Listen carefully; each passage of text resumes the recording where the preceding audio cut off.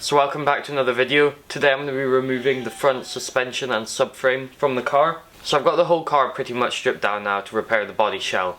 All I've got to do is remove the front and rear suspension, and then that will hopefully be me ready to start welding the car back together. So to start off with, I've got to loosen the two front wheels.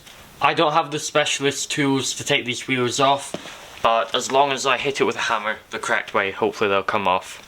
So I've just loosened the end there enough so I'm able to turn it by hand, but it's still keeping the wheel on. Now I'll go and do the same for all four wheels.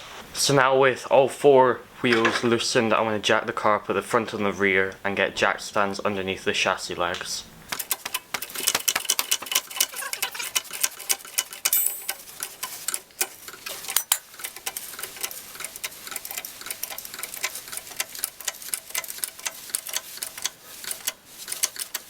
You can see down under here where those two jack stands are, just on the chassis leg, just there, and over here behind the wires. I've got the rear of the car jacked up, so that's rear suspension coming in. The jacks are just in that little space there. The one problem with putting them there, I've realised, is when I replace the floor pan, it's going to be in the way, but I'll just jack up some other point when it comes to that, but that's the easiest place for just now. Same place on the other side there. You can also see a bit better where these two other jacks are, just where that chassis rail comes down. They're just jacked up on it. So for removing the front subframe, I'm just going to show you one side, and I'll repeat the other side off camera, and I'll show lowering it down. So I'm going to work on the left hand side of the car here, and strip this all down and show you how to take it off. First of all, since we've already loosened off the wheel, we can just remove that, and then just remove the wheel. So now we are going to remove the tie rod end here, the anti-sway bar there, and then also unbolt the caliper and set it aside.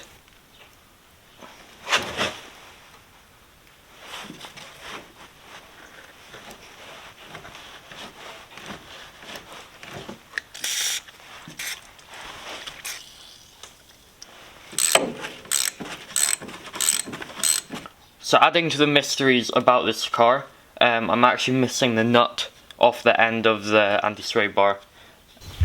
So I've tried everything I can think of to get this anti-roll bar linkage off, but it's not wanting to come off. So what I'm going to do is I'm going to unbolt the bottom of the bracket here. What's happened is the bolt has got seized and attached to the metal bushing. If I unbolt this bit at the bottom, it'll mean I can carry on with the disassembly. So now with this linkage down here removed, I'm going to remove the anti-roll bar to get it out of the way. To do that, it's just two bolts underneath here, and then two bolts on the other side as well. So with the two bolts disconnected up here, the anti-roll bar should just fall down. I'll need to disconnect this extra bit here, and once done on the other side, you should just be able to pull away and take the anti-roll bar out. So now with the anti-roll bar out the way, we need to remove the tie rod end away from the steering arm here. To do that, we just undo the nut here at the bottom, and we should just be able to pop the tie rod end up and out. So it seems an 11/16 socket fits best. Just get it on a breaker bar, try to break it off.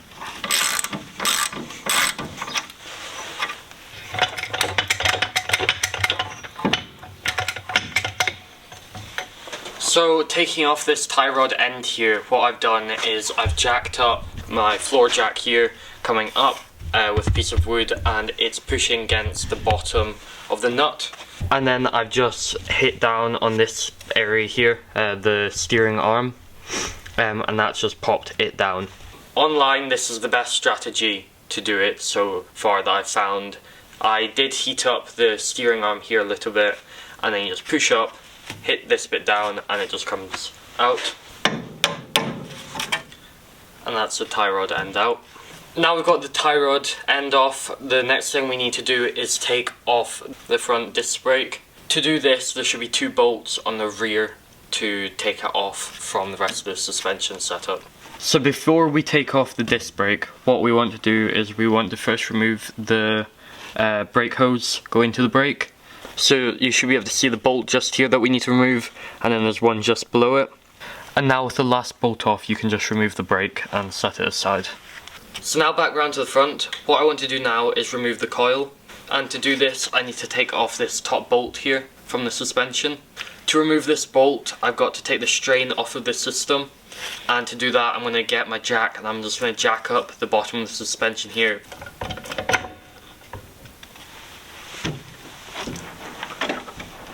So now we will remove the split pin.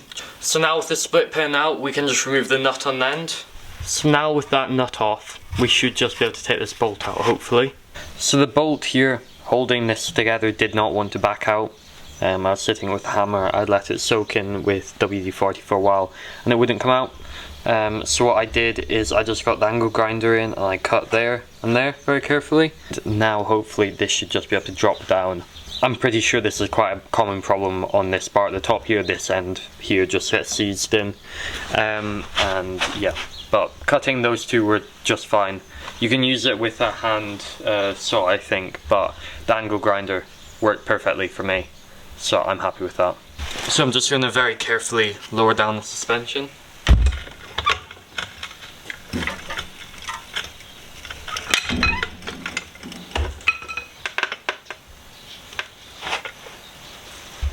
So the wheel hub here can now just float freely, and the spring there should now just be free.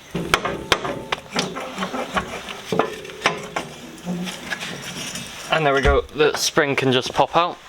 So now with the spring out, we can come and we can remove the bolt at the bottom of the hub here.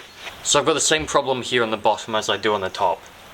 This bottom wishbone arm is the bolt connecting it to the hub here. It's seized, so the nut and end has come loose, but the bolt doesn't want to back out. So what I'm going to do is I'm going to cut just in this little slit here with the angle grinder. So what I managed to do was cut off the end bolt here. Then I was able to twist it, so the bottom bit was almost like below this bar here. And then I hit it from this side, and it's popped out the inside of it there, which now means that the hub is free from the lower wishbone. So now with the suspension off both sides of the car and the stub axle is removed, we can drop the subframe. To do this, there's two nuts here and two nuts on the other side which need to be removed. For this, I'm going to keep the steering rack attached to the subframe. You can remove it here if you want to, but I don't see any point in removing it now when it's in the car when I can just do it when it's outside. First of all, we want to get a jack under here and support the bottom of the subframe. So now with the jack supporting the bottom of the subframe, we can remove those top 5 nuts.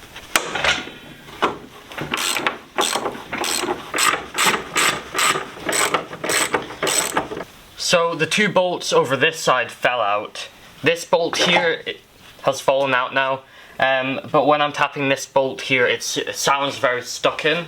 I'm just going to give it some more light taps and then I will try get this one off. So now with the 4 nuts undone at the top of the subframe, I should just be able to lower this jack and the subframe will come down with it.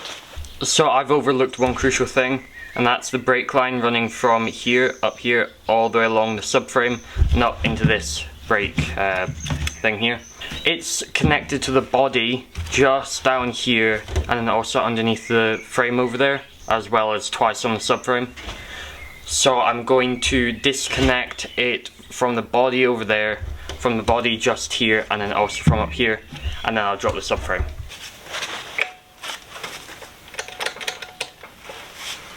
I think the one bolt which I struggled to get out is stuck, so I'll just fix that. So now with all the brake lines off and the 4 top nuts disconnected and the bolts completely out, I can now lower the subframe completely.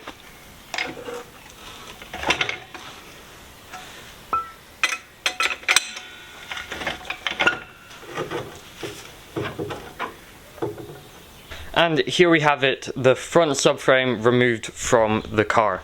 Now what I'll do in another video is I'll strip this down and I'll rebuild it, doing the dampeners and the steering rack, and I'll get it vapor blasted and then get it all painted again. I hope you found this video useful and it helped you with your rebuild of your MGB. There'll be more videos out soon of me taking apart the rear suspension, and then I'll be welding in new floor pans for this car. But I hope you enjoyed the video, and if you did, please give it a like and subscribe for more content like this.